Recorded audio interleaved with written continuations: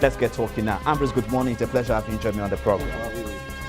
So take us through what played out at the exchange last week, and then what investors are actually doing at the moment. Are they crying? Are they losing? Or they are cashing out? No, over to you, Ambrose. They're happy that the market has pulled back for them to buy low and sell high, especially the dividend investors that are looking for where can I make good yield. Also for me, market has pulled down for 2 weeks, previous week and this week. That means stocks have presented themselves cheaper for investors. Well, we just said earlier that they are attracting fixed income market interest also is part of it. But that means investors are willing, where should I put my money? Should I like diversify my portfolio, having some money in fixed income market, having some money in equity space? For me, that is the best thing, design investors should do. Don't put all your eggs in one basket. They will say, now we're seeing opportunity in the fixed income market because of what? Longer and higher yield from what? From the fixed income as a result of a rate hike. But one thing is that, like I said, that the rate hike for me is to attract foreign investors. I'm happy that our president is in a. I need to butt you, Ambrose. Rate hike, rightly you just said, is to attract foreign investors. How do you attract foreign investors when even businesses in your own country are also suffering? Because you agree with me that an hike in interest rate is also an hike in interest rate when you need to get loans from the bank. So how do you juxtapose all of this? No, actually, the fundamentals the CBN are using to high grade, there's not faulty. I don't say they are wrong. Okay. But also, I think the priorities come here. Is it for the economy to expand or for it to attract foreign investors? That's what I mean. Because if you're hiking rate, automatically, the portfolio investors will come in, but not direct investors. This is one thing that we should know. Because those that want to go and borrow money from any reserve bank in the world and come and invest in Nigeria, they know that if they stay for 4 months, they're making good money. And also, when they are bringing money in, they know that, yes, the CBN will guarantee that, yes, anytime you want to go, like the world president said in Qatar, he said, free entry, free exit. Yeah. That anybody that bring money to Nigeria, when we are going, he said that anybody that asks for bribe in Nigeria, let him know. Yeah. It tells that demand is serious. That means if you're trying to put people that are coming to invest in just 6 months and 3 months, those guys are not going to create a problem for Nigerians. When you bring direct investors, to cash out. Yeah, because your interest rate is to attract them. Yes. You are only focusing on our FS problem. Let's of it. So other sector of the economy. Because you want to have the liquidity. We have supply side. Now if you are bringing them to come, they bring supply side for you. At the end of the day, your economy is contracting. Yes. Already, let me tell you, we have seen big numbers, big names in Nigeria that have posted a negative result. Exactly. Just because of from May that you step up in office, when you require the exchange rate and all those, fine, but some are still making good money. But at the end of the day, is it arrangement of the economy to attract foreign investors? I think this year, the economic managers or the team of presidents to sit down and see what are we going to do.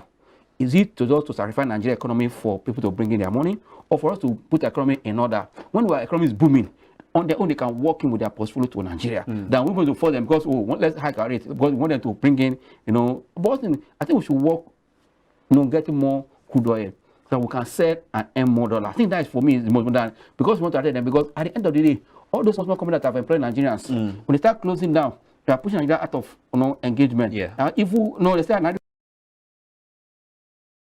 this evil workshop. When people are not engaged, they start getting evil. That means we need to use one thing to address another. That means our policy to that. Our policy to complement another one, to solve another problem. Not our policy to create more problem because we want to address one problem in the economy. I think this is where we need a holistic thinking around it. So that at the end of the day, if you say it hike for me, it's not totally wrong. Go know what they want to achieve. But on the other side, that's why two things actually play that. You just rightly said that the idea is to gain FPIs into the market and then again to curb inflation. But then I've always said this and I continue to say that why is it that for the past 2 years we've seen interest rate hike and hawkish stand by the CBN, but then inflation seems to defy all of this and it's still gaining momentum. It's more like saying that you were given a prescription by your medical doctor and then after taking the prescription, the situation seems to be more worsened than the prescription given to you. So are there no other measures we can use to tame inflation than just hiking interest rates? This is where we are getting it wrong. We said our inflation is not liquidity push inflation. It's a structural issue. Yes, they are thinking that because of the myths and ways that previous government, this money are not in circulation. This money are either in one kitchen or one cupboard on one place. But the CBN said it has over 5 trillion naira outside the vault of the CBN of the banks. Hold on. if you are applying the same principle that we have seen matured economy applied, US applied rate hike, we saw inflation in the US coming down. Also we saw it in Japan, we saw it in other countries. The same, let me tell you that it is your environment that should determine what you should apply, not just because A have applied it, they work for A. You should look at what is happening. Because I tell you, even the elite should know what is happening to Nigeria. Because, for example, now, let's see, yes, insecurity, part of it. Farmer cannot go to the farm. And also, you say you want to provide buses for people to have access to cheaper transportation. Is it work? Is it on ground now? We are still almost 9 months in government. If that those are moving the goods from the farm to the market, the cost of moving it will also drop. Automatically, it will reflect on the price of goods and services. But if to move because of high cost of fuel and diesel, if you're moving your product from farm to the market, the more than the farming, that means you are using that at a high cost. You're not going to factor that cost to the price you are selling the market. Automatically, you are going to provide, if government have taken this step, insecurity, we're able to address our insecurity now, also provide cheaper transportation, but not using fuel to quench fuel.